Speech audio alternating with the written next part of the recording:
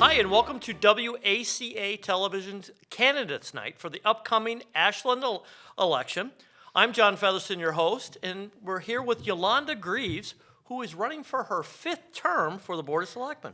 John, thanks for having me. Yolanda, I have to say, probably in the history of Ashland, you have to probably be one of the longest-term public servants, so thank you for all of your years of service. You're very welcome. And actually, Joe Mignani, who is currently sitting there, is in his 5th term right now. But he wasn't on the school committee. That's true. He did not spend time in school committee. He did not spend time on school committee. So you have been through the ringer for the town of Ashland, and you want to step up for another 3 years. Well, it was interesting back in the fall when I started thinking about the fact that my term was coming to an end, and I mentioned it to a few people that I might not run or I was considering running. I had a number of people say to me, "Oh no, you can't step down quite yet. We like having you there. We like your role. We like the work that you're doing as a select board member." And so I kept hearing that, and as I thought about it, that was one of the reasons that I ran. There's also a couple of projects that I've been the champion of or have really participated in that are not quite done yet that I'm hoping to be able to see through. And the two major projects are Route 126. Back in 2013, we had passed the meal sales tax to do the 25% engineering for the road. We then started going to Boston to the TIP process, and I went to a lot of those meetings when our project almost got pushed out a year or two. I went to those meetings. So I'm really invested in making sure that Route 126 gets finished. And the other project that I've been working on is our current comprehensive plan process. Big one, And that one, again, we're hoping to finish by next year. So you're busy. Just a little. You know, and only because I pay attention. I pay attention to select board as a former select board. Yep. You're on a lot of other committees just other than being on the select board. Like you're on Correct. MAPC, you're Yep. 495 partnership. Talk a little bit about that because it's a lot of work that goes behind it, but maybe people don't appreciate all the work that you do put in for that. Yeah. Sure. So since I've been on the select board, I've had a little extra time. I do work full time, but I have a very understanding boss. And when the seat for the Metro West Regional Collaborative came open, no one else on the board at the time was willing to step up. And I saw it as a learning experience. So I started attending those meetings, and it was very helpful. I got to meet select board members and planning board members from other communities, so a lot of conversation. And so I've probably been sitting in that role as the Ashland representative to the Metro West Regional Collaborative for probably 11 years. Yeah, quite some And time. I'm in my 4th or 5th year as chair for that organization. I am also the representative for MAPC, which is the Metropolitan Area Planning Council, 101 cities and towns, and each city or town has a representative. So I go to those quarterly meetings. For about a year or two, I was also on their executive committee. I had to step back from that as different things happened at work, but I am on their finance committee. I think that's it from a town perspective. And then I'm also involved with the YMCA. I'm on their board. Hopkinton Center for the Arts, I'm on their board. So a lot of great things that I like to participate, and I enjoy doing it. And I just even this past weekend you were at Green Up Ashland. Yep, Green Up Ashland. So you're always busy. So I mean, so people can understand because either you love the job or the job will slowly destroy you. So I mean, what keeps you motivated? What keeps you challenged every day? There's those good days and those bad days, as you know, when you sat there, right? There's the times when you get to congratulate people, the Boy Scouts come before you, you honor them, or you have different organizations, you celebrate the people in town. Those are the really good days. There are tough days as well when you have to make a decision and you understand that you might make half the people very happy with your decision and half the people are not going to like you because of that decision. And that's a good day some days. Yeah. Right. But I think I still just enjoy being able to support and help the town and keep things moving forward in our community. Now, because you've been on the select board so long and the school committee before that, I mean, it's an interesting conversation, I think, because Ashland, has always been a blue-collar, working, class town, and it still is. But the demographics have changed over those 12 years. Oh, Well, it's funny. I tell this story to people. So when my husband and I first moved into town, and it'll be 34 years Memorial Day Wow. that we've been in Ashland, we moved into condos in back of Shaw's.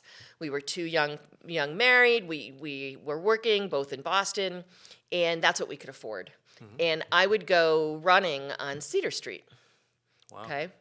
Now, I go there, and I wouldn't go walking on Cedar Street now because of the development that has happened there.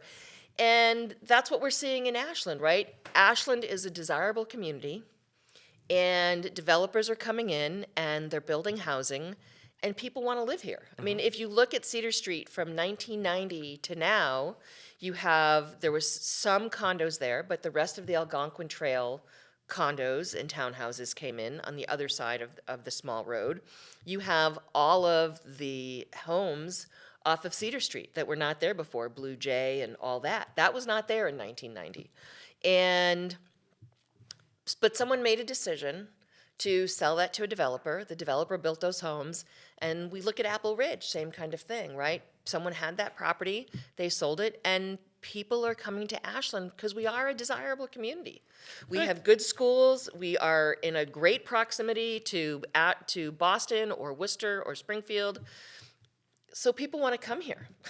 I mean, the one consistent, and I think congratulations has to be said to you, is Ashland has had great schools. You and yeah. I have raised families in Yeah. Ashland, and our kids Yeah. have gone on to good Yeah. success. And the one constant over, I'm going to say 25 years, has been our schools. Yes, yes. And that's made us a desirable community Yeah. just for that. But Ashland has always kind of been challenged on economic development. Yep. What are your thoughts on that? So I think we've made some real strides in either bringing some businesses here and or keeping businesses here. I look at the redo of the Gamewell building over on Pleasant Street. That was someone who lived in town, had a business in town, took over that building, and not only did he expand his business, but he expanded it and brought in other businesses. I think we're seeing that in other places as well. Now, of course, a lot of discussion is going on about the mill building. That has a lot of but there are a lot of businesses in there that, we might see either moving, hopefully not moving completely out of town, but we need to increase some of our business commercial space. But someone has to build it. So you did mention the mill building and the Yep. proposed 40B that's going in Yes. there. Your thoughts on the 40B, and then an anticipated timeline on all of that? So there is discussion going on, and we are due to send a letter of comments back to Mass Housing by the end of May. So right now, we're gathering information from the public, asking them to give input, give us their thoughts. That's all being aggregated, and at the select board meeting on May 15th, it'll be discussed. And we might not go into all the details that we're putting in the letter. Part of it is a strategy thing. And then that'll get sent to Mass Housing, and that'll also, the developer, I'm sure, will get a copy. And then we hope that the developer will be willing to work with us. Good. So goals and agendas for the next 3 years.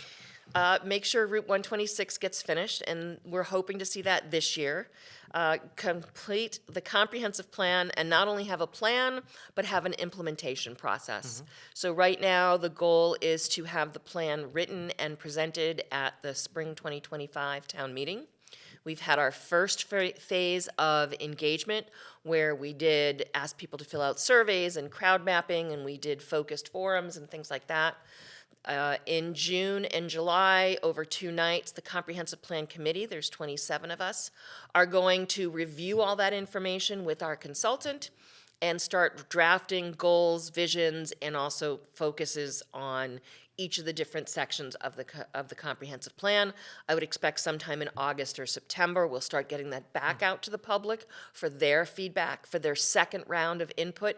Did we gather and did we implement and did we input all of their things? Will we capture everything? Will we be able to? Probably not, but if we can get at least 90% of what we heard in the plan as to how people want to see Ashland in the future, then that is a good objective. And I applaud that committee for the outreach that they're doing. I mean, they certainly are asking, and it's kind of back up to the residents of Ashland. I mean, Yep. they've got to, if you don't speak up, you don't get heard. So, I mean, a little bit. So we never have enough time here, but 30-second elevator speech on why people should reelect you to your 5th term for the select board. Well, I believe that I've been doing some good work for the community. I have experience and knowledge, and keeping me there is going to help our community continue to move forward. I'm always available to listen. I'm a phone call away, I'm an email away, and I think I've always shown that I'm willing to talk to people and take their input and see how we can use it to move our community forward. Well, Yolanda, thank you for stepping up again to serve our community. Yolanda Grieve running for the select board. Make sure you vote Tuesday, May 21st. Thanks for having me, John. Thank you. Hi, and welcome to another segment of Candidates Night here on WACA television. We have another candidate running for the select board, Makita Keegan. Makita, welcome. Thank you, And John. Tell everybody why you're stepping up and you want to serve the town of Ashland. Well, first, John, thank you so much for having me. Always a pleasure. Thank you. And, I'll say this. I am so excited to be running for select board here in Ashland. I've been volunteering in the community in many different capacities. We can talk a little bit about that Yeah. later.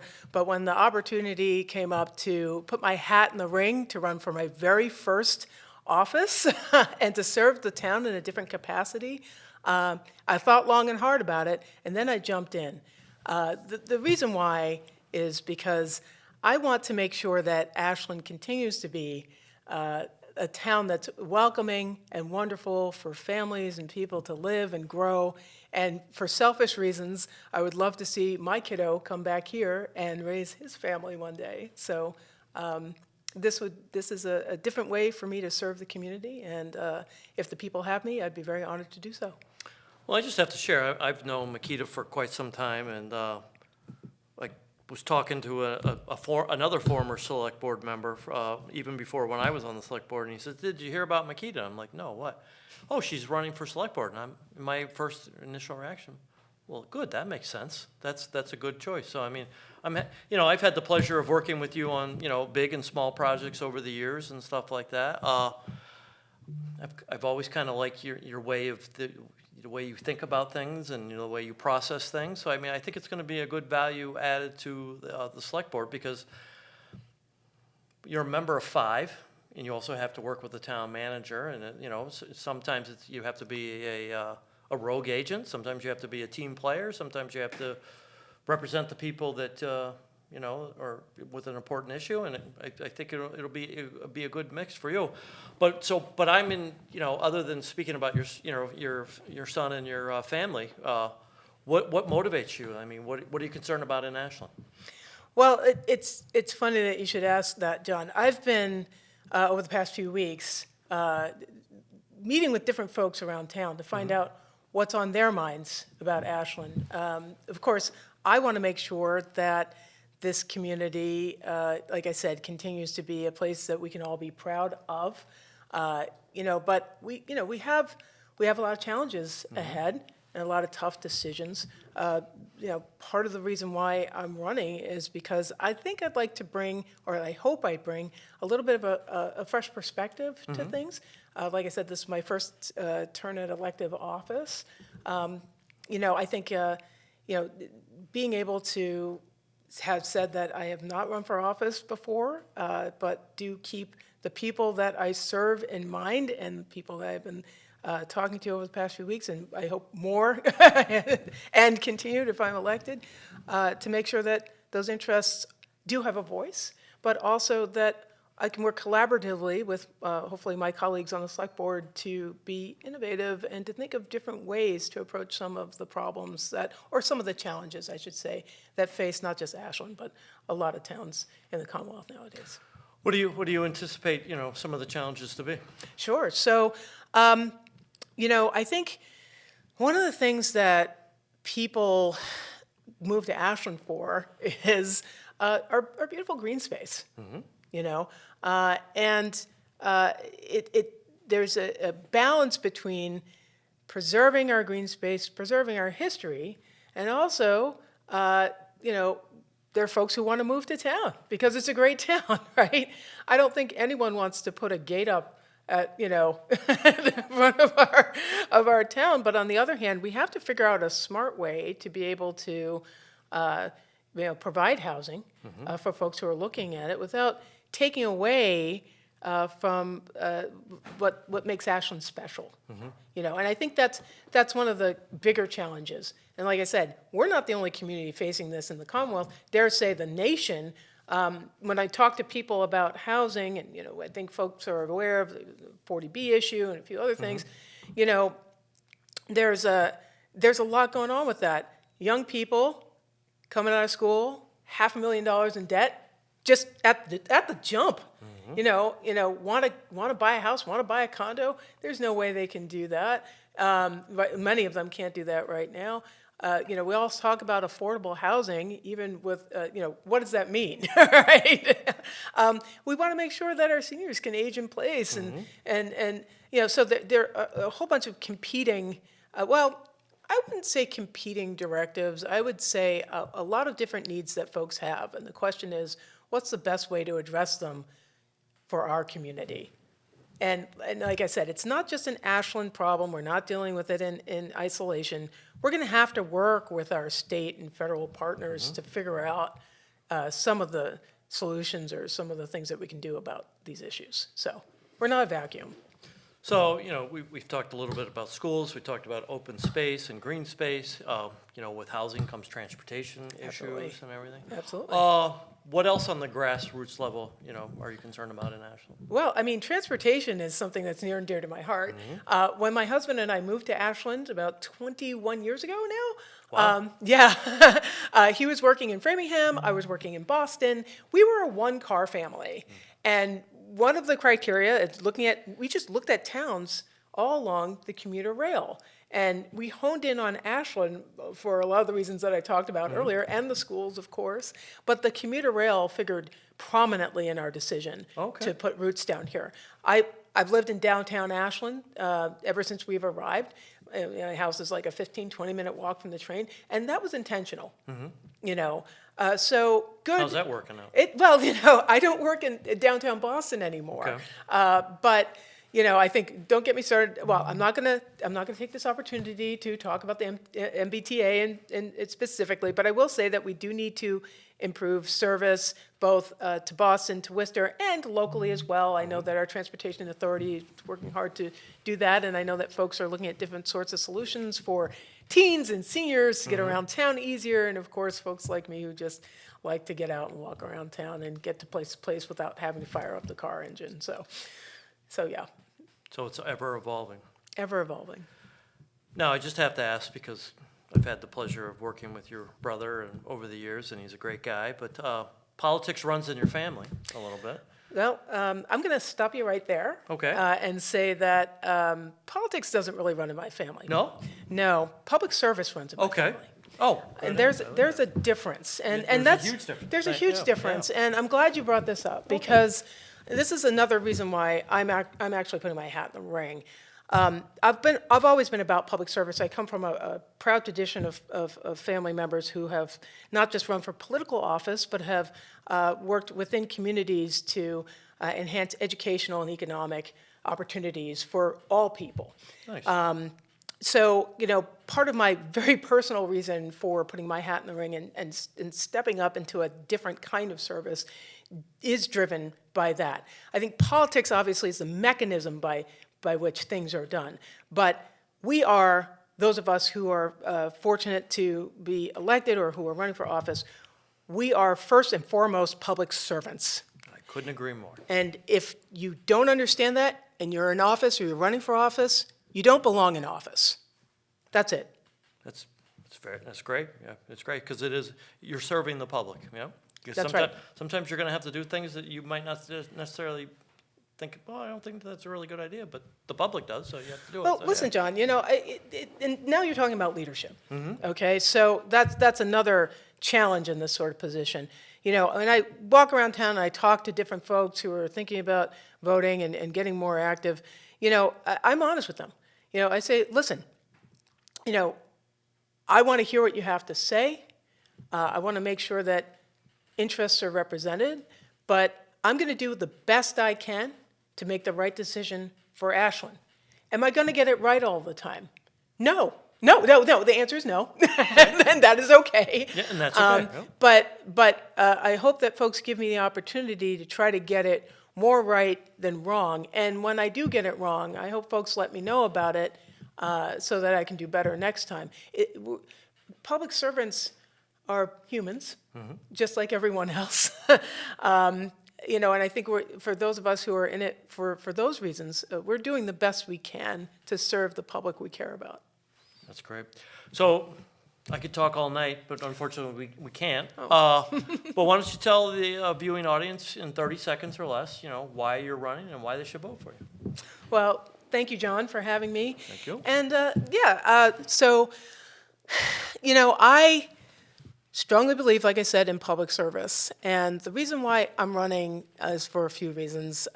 First off, I want to serve the town in a different capacity than I have before. I've volunteered on many different boards and commissions and projects, but being able to directly serve the residents of Ashland in this capacity would truly be an honor for me. Public service is probably one of the most meaningful things I think any of us can do.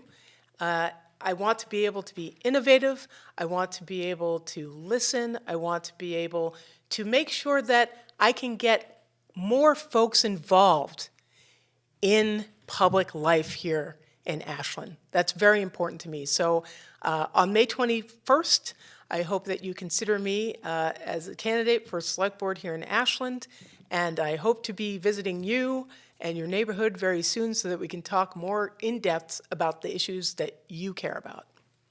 Welcome back to WACA Television's Candidates Night. Now we have the honor of being joined by Tricia Kendall, running for her second term on the planning board, which is a big deal. It's a big deal. Congratulations. Thank you for stepping up and running, and welcome, Tricia. Let's talk a little bit about why you want to commit another 5 years to the planning board here in Ashland. Well, that is a very good question. And before, yeah, because it is a 5-year term versus a 3-year yes. term, so it is a big chunk of time.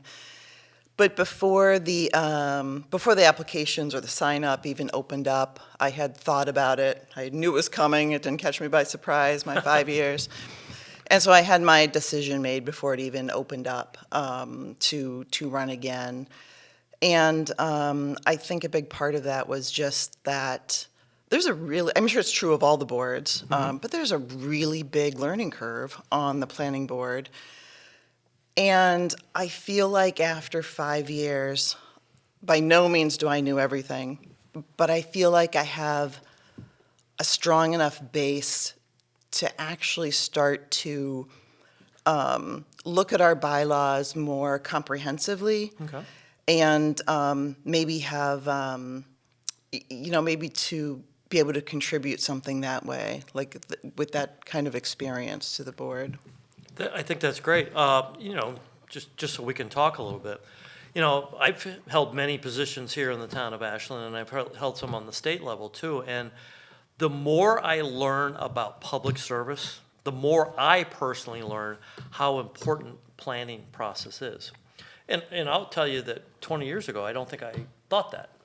But a lot of people, what's planning? I mean, planning is everything. So, I mean, you talked about a learning curve, from the planning board. And I think maybe that's the reason why it's a 5-year term. But, and maybe you agree or disagree. Having a plan, and even if it's a bad plan, is better than not having a plan at all. I mean, what are your thoughts on that? Yeah, absolutely. I mean, I think the comprehensive plan, which we have in process right now, that was really, other members of the planning board, Anna and Kate, that was really things that they were very driven to get going, and I'm glad they did, because with other responsibilities with that I had and with chairing the board, that was just not something I could add to my plate. So I am really happy that they were so dedicated to that and that they wanted to step up and be the primary force from the planning board on that committee for us. I'm glad you brought that up So. because kudos to them, and we actually did a program here to talk a little bit about it. Kudos to them. you have to give them credit. I mean, they have been very publicly available Mm-hmm. and have been, made themselves available to the public. Why is it important? And I think it's common sense to you and I, but to the viewing audience, why is it important that you get the feedback from the public?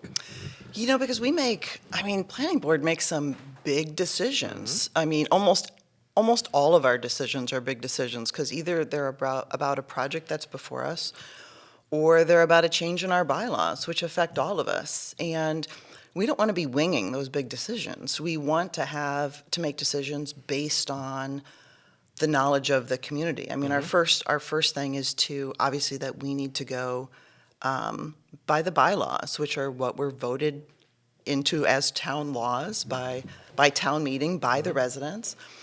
But those weren't put in place yesterday, and towns change. And so having that kind of updated feel about what the residents want, where they want to go, helps us make it so that we're not just 5 people, 5 elected people, but just 5 people making those important decisions for the town. We want to be representing people, not just be 5 people, from Ashland. I mean, we're here tonight at the WACA studios, which are right on the Framingham town line. Me personally, I live on the Southborough town line. Okay. My backyard is Southborough. Ashland is a couple different communities. It's all one great community, but it's a couple different communities, and I think that's, from a planning standpoint, from like my side of town, like I have transportation issues on my time. I certainly have retail issues on there's no retail and there's no transportation on my side of town. But over here, you've got, Market Basket, you've got good access to transportation. So that piece has to be understood though too, because some people, if you live on this side of the town, you're like, oh, the transportation's good, but on my side, it's not. So that is important, like feedback for the planning board, because I do have a quick walk to maybe the MBTA station. But, so I mean, that's why I think it's so important that you guys get that feedback. I also wanted to know how COVID has actually affected planning board meetings, and with the invention of Zoom, and maybe losing a little bit of public piece, or making it easier for public piece. Talk a little bit about that. Yeah, I mean, we obviously transitioned to Zoom when we needed to. I don't think anything. I mean, Zoom really wasn't used before that, I think, No. in any meetings, right? No, It seems impossible now. But yeah, we transitioned to that. But as we went through it in those years, I think what we found is that our meetings kept getting longer and longer and You have long meetings, longer.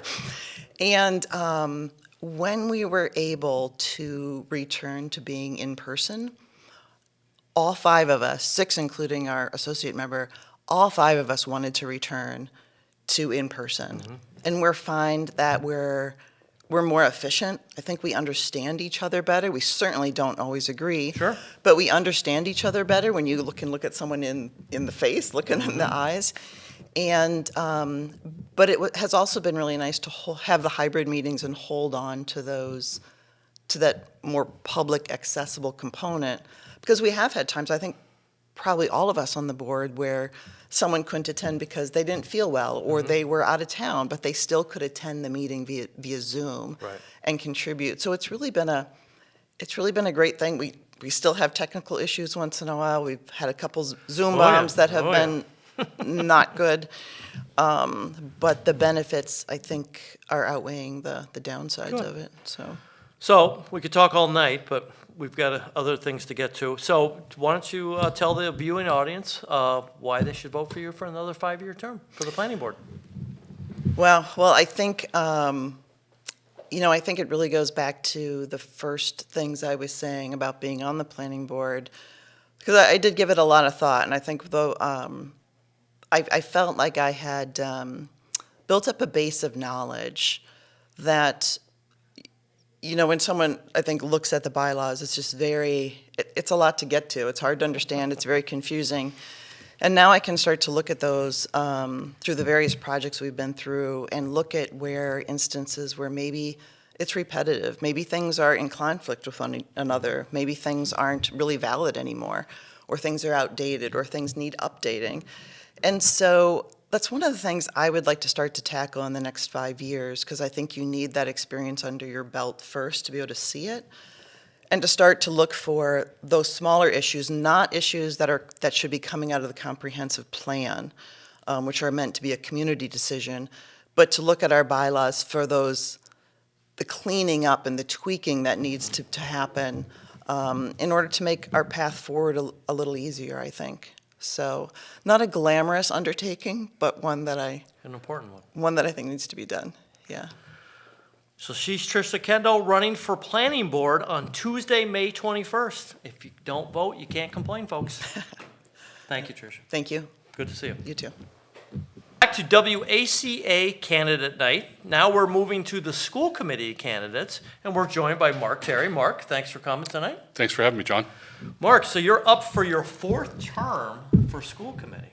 So, at the end of that term, you'll be 12 years serving on the school committee. Kudos to you for doing that. Thank you.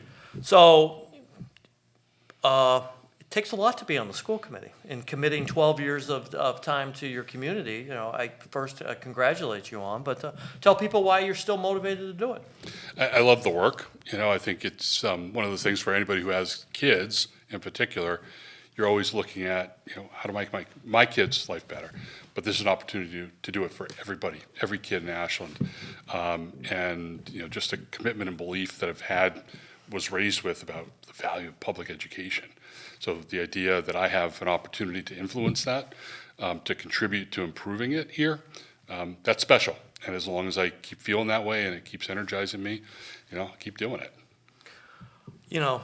I watched, you guys operate through COVID, and my thanks and my congratulations to you guys that you operated through COVID the way you did, and Ashland still has a great school committee. But one of the biggest things that I fear about is just a person, still involved in, public service, is the mental health aspect of the kids that went through COVID and went to school via Zoom.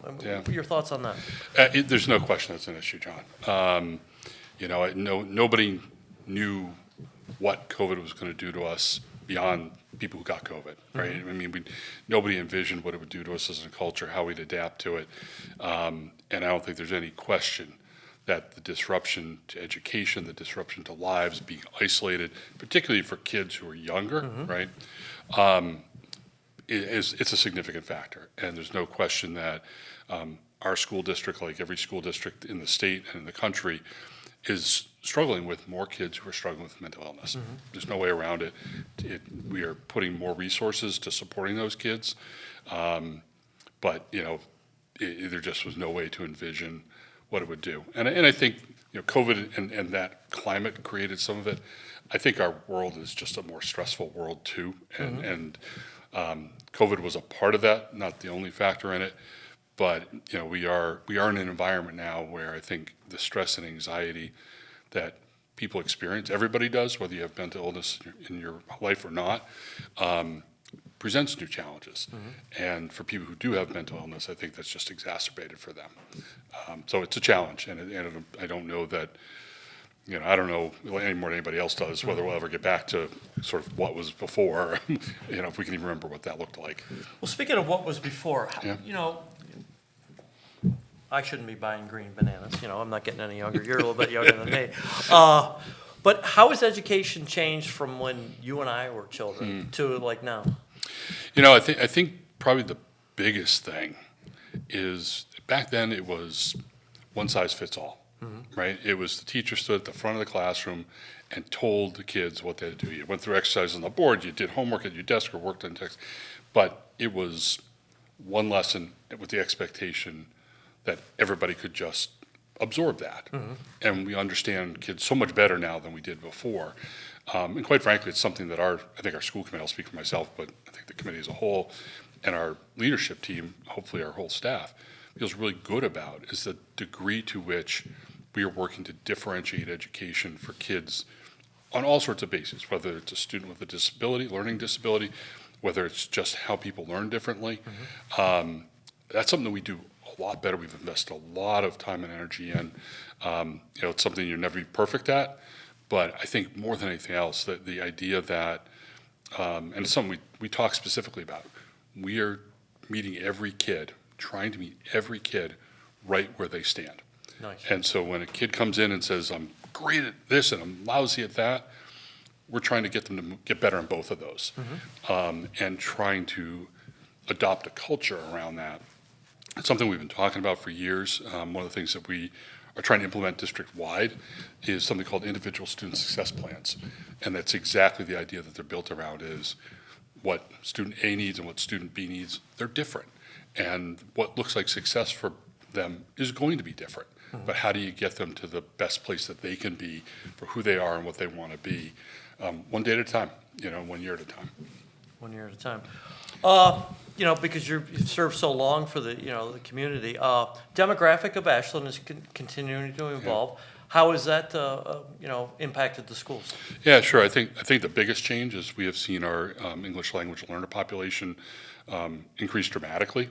I remember when I was first elected, the first school committee meeting I went to, we had, I think it was Kathy Silver at the time, who was coming in and speaking to us about how things had changed and the numbers of students that were in from the then called the ESL program.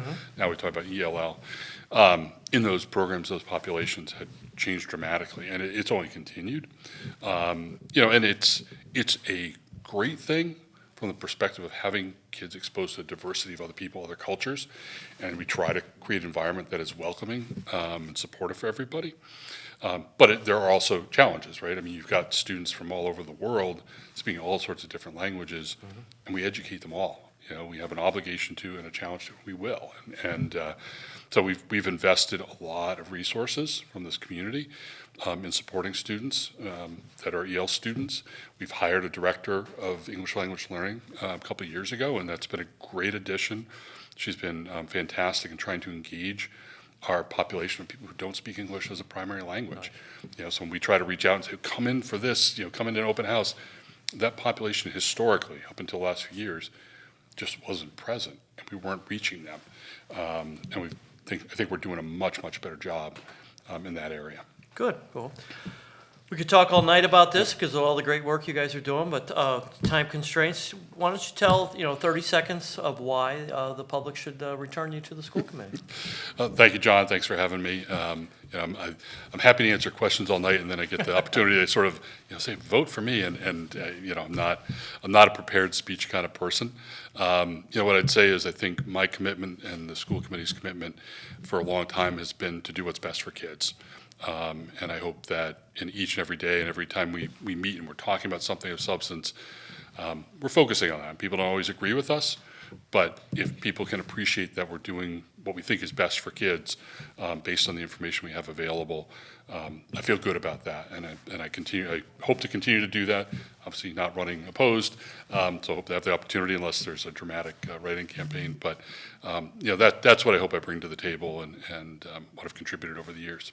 But even though you're running unopposed, a good way to thank Mark for his many, many years of service is just coming out to the ballots and voting for Mark. So Tuesday, May 21st is an important day in the town, and we thank you for running, and best of luck to you. And we'll see you again in 3 years. All right. Thanks again, John. Thank you. Welcome back to the WACA Candidates Night. We're still talking with school committee members, and we're talking with Tina Fatanides, who is running for your second term on the school board. Welcome and thank you. Thank you, John. Nice to be here. It's great to see you again. I was talking to Mark Terry earlier, and you and I met 3 years ago, and we did a candidates night over Zoom, and Mark and I were just talking about the impacts of COVID. Yeah. Oh, and kudos to the Ashland School Committee for getting our most treasured, demographic, our children, through COVID. And we were talking about mental health aspects. Yeah. Any comments on, COVID and the impacts on mental health on the kids? Yeah, I think having our kids learning disrupted in the way that it was. It wasn't just the academic piece that they missed out on. It was the social emotional piece, that connection piece, and being with their classmates, being out in the world. And I think it definitely had an impact on kids' social development, their ability to connect with one another. And so I think there's, a bit of a learning curve, if you will, in terms of their social emotional well-being and, the behavior of being a student, learning to be a student, especially our youngest kids, right, who, shortly, as the pandemic was winding down, and then shortly, after the pandemic, those kids had most of them had never been into preschool as they were entering kindergarten. Many of them had, never gone to Target with their parents, right? They weren't out in the world in the same way because things were closed down. So I definitely think, it definitely had an impact. And, I think, schools across Massachusetts, across the country are all seeing it. And one of the things I'm really proud of Ashland Public Schools is we put a big emphasis on social and emotional learning. And I think in many ways we're in tune with many of the needs of our kids. But, there's room for improvement in any system because kids' needs are always changing too. But COVID absolutely had an impact on that as well.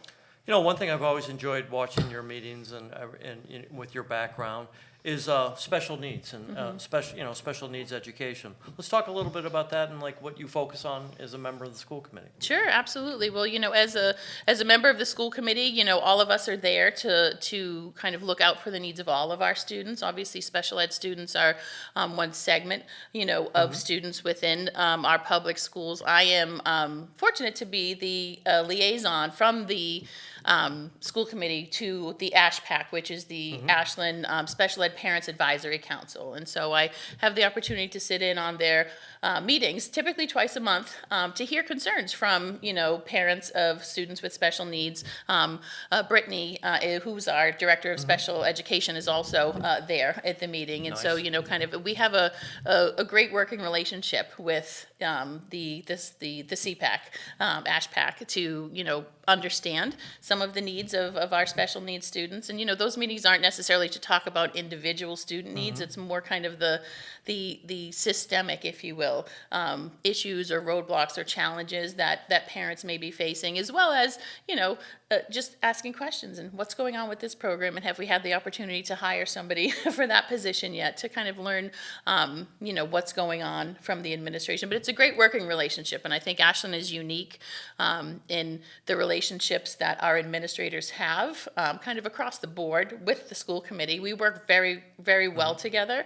We don't always agree on everything, but we're able to have respectful okay. conversations. Okay, I think it's healthy, right? Right, yeah. We're able to have respectful conversations, around the issues that we disagree on, and come to some consensus. And I feel it's the same with ASHPAC as well too. They're able to share their concerns, mostly with Brittany. I'm obviously there, to listen and bring issues back to the school committee. I'm not an administrator, so I don't have any say, kind of in that decision-making process per se, but I'm able to make sure that their voice is a part of, the conversation. I am personally very proud to hear that ASHPAC is still making an impact on special needs families' Yeah. lives, because I remember when we first had those meetings years ago. So why don't you tell a little bit about people, like, if somebody does have somebody special needs in their family, how ASHPAC can help a little bit. Oh, sure. I'm not a member of ASHPAC Right. per se, but, ASHPAC is a parent organization. And so anybody, who has a student on an IEP or a 504 plan where they get services or accommodations from the school, it's open to the public, even parents who don't have students with special needs, to learn about different programming in the school, to share their concerns, to see, to connect with other parents, which can be really valuable and important. And it's an incredible sense of support, I think, for parents who may be sharing the same struggles, to be able to connect with one another. And they're a great group. They're a very involved group of parents. They're very powerful advocates for not only their own children, but others.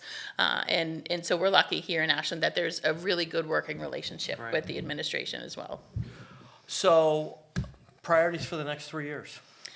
So we just, went through the process of creating our new strategic plan for the district. And so, kind of in setting, those priorities and looking at issues of equity, looking at our curriculum and making sure it's as strong as it can be and that it's as up to date as it can be. And we're really meeting the needs of all of our students. Also making sure that we're managing our resources correctly and, with our buildings, and, that they all need maintenance. They all, are our students fitting in the buildings that they're in, or, how are we making sure that, our resources from that perspective, from the buildings perspective, but also, in other areas that we're utilizing our resources appropriately. And then, of course, as we've already talked about, social and emotional learning, to make sure that the needs of not only our students from a social and emotional perspective are met, but also our staff and teachers, because it's important to make sure that everybody has the support that they need to create the best learning environment for our kids. Talking about buildings and schools, talk a little bit about the new school. Oh, Mendez is beautiful. I wish I could say I had more to do with it. I came on the school committee as, shortly after all of the voting happened to pass, the budget issues for both that and the public service building. I have been lucky to watch the process unfold. I think it's a great building. It's incredibly high tech. I think it really state of the art, and the spaces in that building really allow for a lot of unique learning opportunities in terms of, students of different grades being able to share space and having lots of different learning opportunities. And, I know the staff are very happy to finally have a beautiful new building. Well, And the students and the families as well. But, having important staff is very, very important, Mm-hmm. because, education has changed with that as well, too, Right. with staffing needs and retaining staff and everything like that. So talk a little bit about, what Ashland does to, Ashland had, I've lived in Ashland now for going on almost 30 years now, Mm-hmm. and the Ashland schools have always been the pillar of, the society, which is kudos to the school committee. So talk a little bit about, why it's a good place to work. Right. I mean, we have incredible staff and educators in our buildings. And, Ashland, one of the things that, again, is unique about Ashland is we have a lot of really long tenured staff and educators in Ashland, which is a testament to the fact that it is a good place to work. I think, again, even if there's not always agreement, I think the unions in the administration have a very good working relationship. Again, there are many areas where there's disagreement, but they're able to be respectful disagreements and able to work through issues, to resolve things for the most part. And, we've actually just recently, gone through the process of renegotiating contracts. None of them have been ratified yet, so I can't necessarily speak to those, but, it was a cooperative process, where, issues were brought to the table and there was a lot of discussion about the needs of teachers and staff, not just teachers, but our ESPs, our educational support professionals, administrative assistants, and nurses, all different areas. So we could talk all night, but we have time constraints. So look into the camera and ask the people of Ashland why they should re-elect you for a second term to the school committee. Great, thank you. Well, it's been a pleasure to serve on the school committee for the past 3 years, and I'm hopeful to be able to do it again. I'm looking forward to continue the work that I've been able to start and be involved in. I've been a resident of Ashland for 20 years, and I've had 2 kids that are still going through the school system. One is a senior in high school this year. The other is a sophomore, and so we've been in the Ashland Public Schools since the beginning, and take great pride in the school system that we have here in Ashland and in the educators and administrators that we work with. And I've been very lucky to be involved in conversations around how to make sure that our schools continue to be top-notch and, be able to identify areas of improvement. Because there's always room for improvement in any system that we're in. I like it.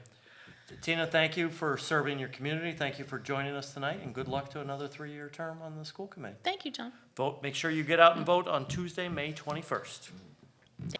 Hi, and welcome back to WACA Candidate Night. We're still continuing with our school committee candidates, and we have Marcy Coverwall, who is actually appointed to the school committee now, but running for your first term as an elected individual of the school committee. So welcome to WACA Candidate Night. Nice to have you here. Thank you, John. So a little bit of taste of what goes on with the school committee, and you still want to do it for another 3 years. Let's talk about what you enjoy about the school committee. So I have been serving on it for 2-3 months now, and I like that I have a voice Nice. for the community. I have 4 children in the school, in various schools here. Been a long-standing community member in Ashland, so I figured it's time to step up and make my voice heard and that of my colleagues and neighbors and friends. We'll talk a little bit about and have a little fun with it. So you've got 4 kids in the Ashland school system. I do. How do they like their mom being on the school committee? They say, "What do you do on the school committee?" And I say, "Oh, I go to some meetings and talk about school." So they're fine with it. They're good with it? They're Okay, good, yeah. That's good. But, having 4 kids in the Ashland school system, education is important to you.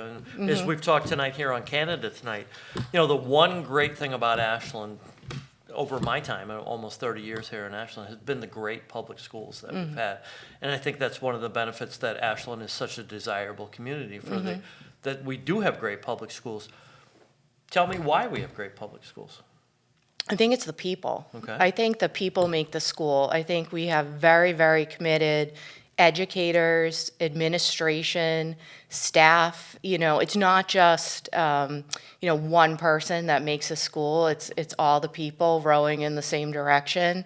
And I think the kids feel that. They feel that they care. I think, you know, the curriculum's changed, and the kid, you know, my younger kids tell me about how they have a morning meeting and everyone kind of talks about their day and get to know each other. And I think, you know, focusing on the kids' social and emotional learning as well as their, you know, academic success is a huge part of what makes Ashland successful. And it starts like at Pitaway. I mean, my kids all started at Pitaway, and now I've got, you know, one in high school. So the foundation is set from a young age and continues, I can confidently say, all through, you know, each school. Well, I think you're a good, person to talk about this because you've got, all across the schools. How have these changed education? How has social media changed education? And what are your concerns as a school committee member and even as a parent? Yeah, so luckily I've managed to keep my younger kids off, you know, till middle school, but it has a huge impact. I mean, the kids can find something at a moment's notice. You know, AI and ChatGPT are definitely in the mix now, and you know, I think there's going to be a lot of conversation about how you leverage the technology that's available to you and then use it to form your own thoughts and your own opinions and your own, you know, views on the world. You can't just take something, you know, out of Google or ChatGPT or whatever it may be. And I think teaching the kids how to think is a big deal. And then, you know, I applaud the teachers who put the phones in phone jail. I know my kids will probably see this and, you know, argue with that, but I do because it's a distraction. And I think there's so much to be said in talking face to face and learning, you know, in a group, and interactions with people are important. And, you know, that doesn't come across in the tech, you know, if you're just using technology. No, I think you bring up a good point. I mean, how are, and I'm going to sound like an old man here, which I am, but how are kids going to be able to communicate, going forward a little bit? I work with a lot of kids, and, they were always looking at their screens, and they're always looking at their phones. And, I grew up in, like a more of a Catholic school education where you had to look somebody in the eye. And, if you weren't looking them in the eye, you weren't paying attention and stuff. Any concerns that, that impacts education or anything? I'm sure it does. I think that, like I said, the teachers are aware of it and, thinking of ways that you can construct the academic, environment in a way that they are having that conversation, that you're pushing them to interact with each other, that you're engaging in group projects from not only the high school, but, the younger grades too. I had kids who have to get up. I mean, my 9-year-old got up in front of his classroom last week and had to give a presentation. So Nice. that's a big testament to the teachers focusing on that and that communication. I think as a parent too, reinforce that, when you're at home, and we always tell them, like, get off the text, go outside, go play, go talk to someone, join an athletic team, join a club. All those things Ashland offers are important and helpful to And that. that's all part of education, it's not just, I mean, do kids even have books anymore? Yes, they Okay, do. okay. They have books. I mean, they don't always, sometimes you have to ask for them, but they do have them, and I have watched my children carry them, and old school style, so you can get a book. And there are a lot of books online too. I mean, I don't want to dismiss, technology's been a wonderful thing as well. If you miss a day, it's not the same as when you missed a day before. Right. You can access a lot of great information online, and it's good for the teachers too. They can post and keep track of the kids and their progress and what they're doing. And there's some really great data that, Mike Kyra and Jim Adams have been mining through on how the kids are doing in their classes, and then how they can tailor the learning, which I'm learning about now that I'm on school committee, and I think it's awesome. So, it's both sides of the coin, and it's a balance, and we're all learning how to navigate it together. So you were appointed to the school committee to fill a vacancy. Yes. What's been your biggest surprise since you've been on the school committee? That there's a lot that goes on There is a lot that in goes on. Ashland, and there's a lot of thought. Not that I didn't know there was a lot of thought, but there's a lot of work that goes into all that thought and how the sausage is made. And I think, understanding that there's a strategic plan that governs, the schools and the vision, and, that's just starting to unfold, and the focus on data and measurement and how we're going to measure the success of Ashland going forward. I was pleasantly surprised that, that's been pulled together, and I think it's great. Any goals or benchmarks that you want to hit over the life of your term coming up? Or? I think my main goal is to support the administration and the teachers in understanding their message, what they want to get across to the community, and use the role to advocate for, what they're trying to accomplish. And also, push back and ask questions as an informed parent and member of the school committee, and educate others into what, the facts and circumstances around a topic are. I mean, I really just want to try to be an unbiased listener and advocate for the schools. Good. So thank you for stepping up and serving, an important demographic in the community. Take a minute to look in the camera and then ask the voters of Ashland to elect you, and why they should elect you. Okay. So thank you for having me tonight. Again, my name is Marcy Culverwell. I'm very interested in helping to further the community creation of an environment where the students are really thriving and given all of the tools they need to reach their best academic potential and their greatest emotional and, mental health and well-being. So thank you for having me.